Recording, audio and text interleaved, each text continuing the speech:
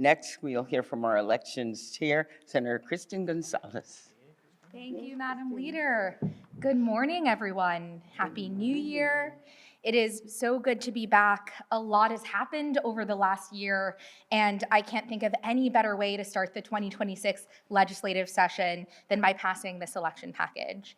I want to thank the leader for continuing this cherished Senate tradition, and of course want to thank our deputy leader and our conference for continuously sticking up for democracy. I think it's important to note that here in the Senate, we don't just talk about democracy, but we actually defend it. Today and truly every day. When I first assumed the chairmanship of this committee a year ago, I stood here and said plainly that our democracy was under threat.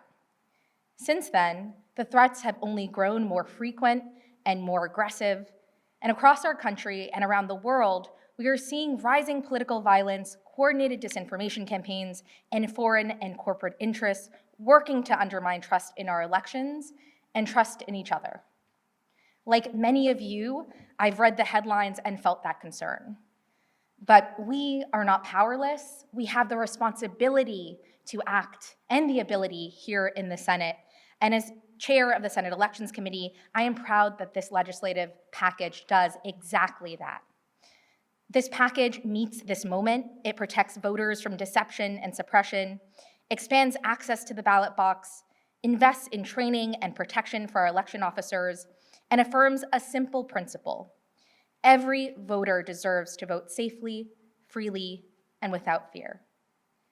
My bill, the New York Election Officer Protection Act, directly confronts political violence and intimidation in our elections by establishing new tools to protect election officers from harassment.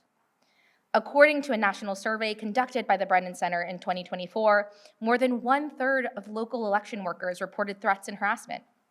Nearly 70% of those polled said that danger has increased since 2020, and no one should have to do their civic duty under threat of their own personal safety.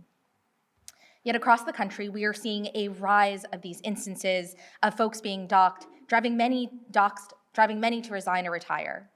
This bill sends a clear message. If you serve our elections, New York has your back.